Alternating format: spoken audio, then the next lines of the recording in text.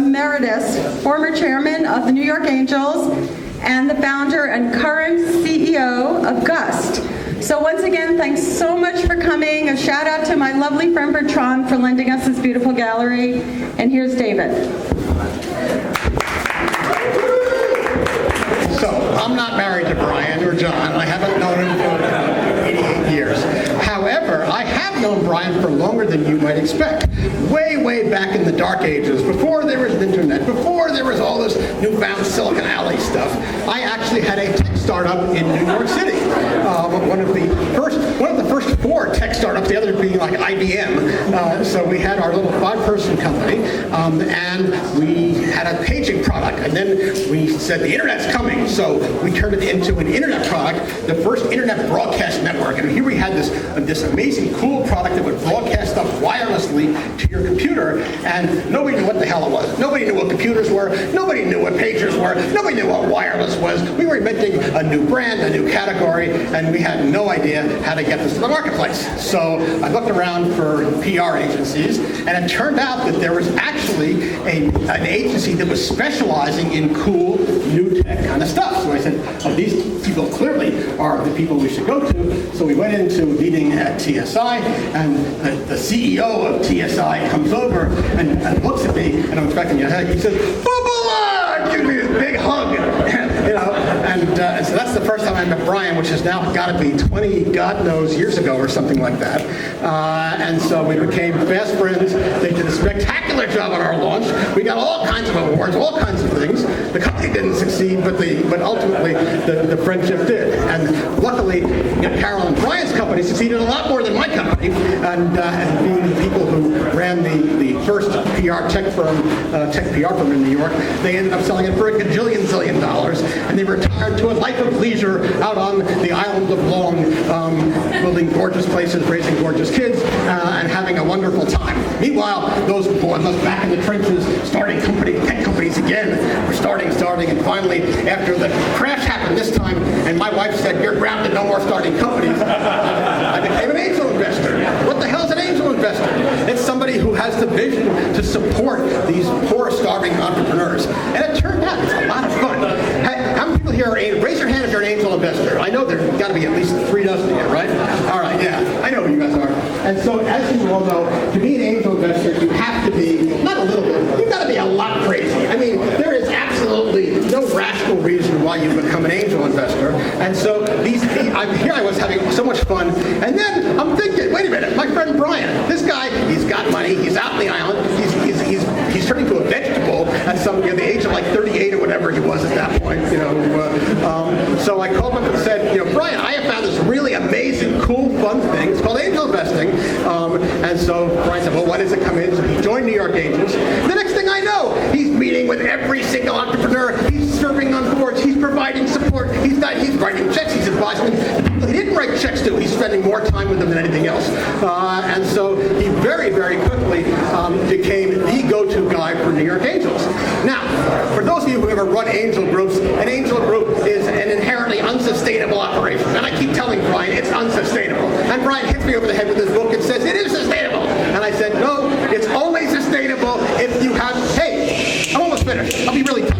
But this is a great book. I mean, really cool book. It's deserving of a big introduction. In any event, so Brian has what it takes, because it turned out since groups are unsustainable, the only way, like a petrol motion machine, you can make it work is to add in more energy than you're taking out. And so when I was looking for somebody to take over New York Angels, having spent 6 years at it, the one and only person in the entire East Coast who was possibly capable of taking this to even bigger heights than I did was Brian Cohen. And so Brian Cohen, 2 years now ago, was elected chair of New York Angels. The organization, as you may all have heard, last week was named the most active angel group in the United States of America.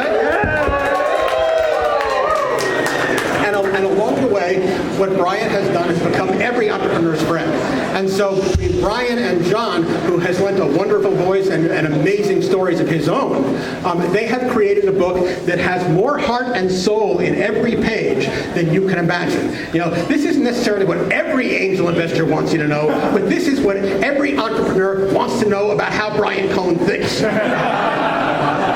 And he clearly thinks with his heart and his soul, and he is an expansive kind of guy. John's done an amazing job working with Brian on this book, and this really is a tour de force. So congratulations, Brian, and everybody enjoy the evening.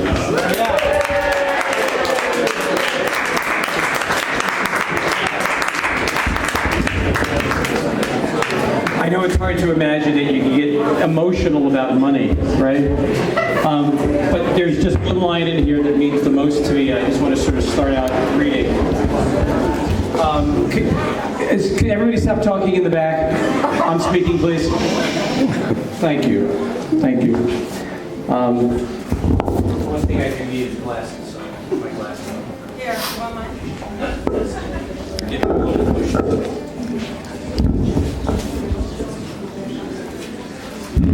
This is what it's all about for me relative to the book. At the time, early in Pinterest's journey, he believed in this very personal project of ours and what it could be. He understood what it meant to our small team and what it could mean to millions of people. That's said by an old friend, Ben Silverman, who I had the opportunity of meeting early on. The nature and the need for someone to actually write a book has to start somewhere from the heart. There's a lot of brain in it, but it's certainly very clear to me it's very much from the heart. The only person I ever knew in my life who could write from the heart also is my co-author, John. And when people ask me about writing the book, they say, "Who's John?" And I said, "John's my co-author." And I say, well, he's the coder. And they understand that immediately is that every new business today, of course, needs a coder. Somebody who knows how to design the words, knows how to design and tell me what is not important. And John and I wonderfully, lovingly collaborated.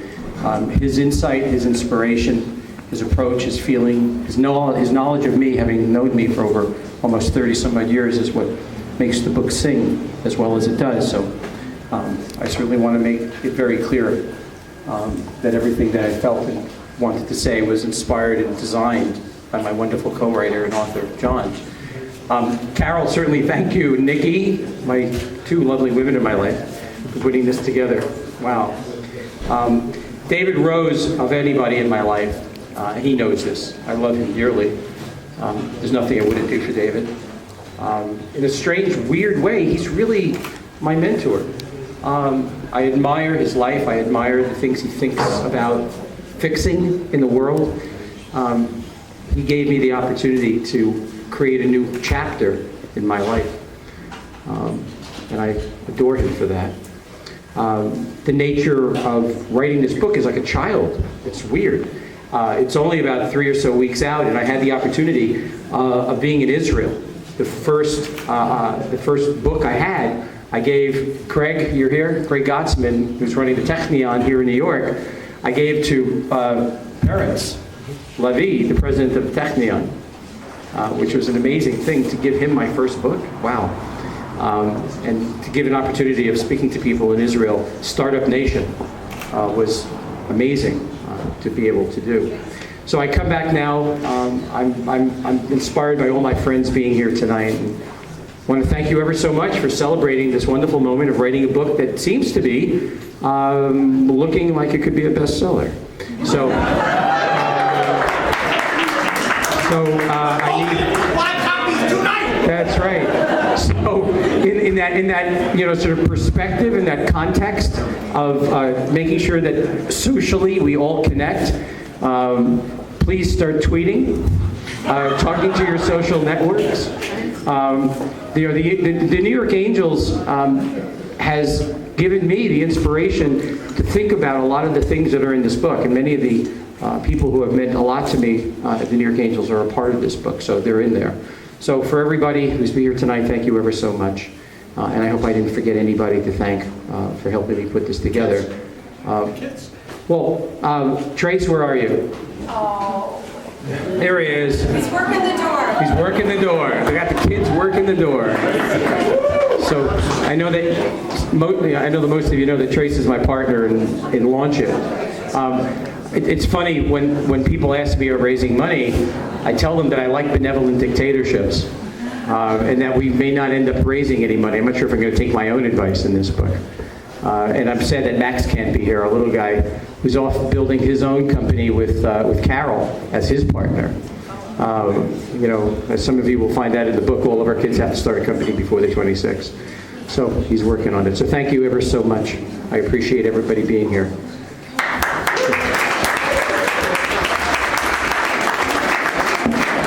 Enjoy the party.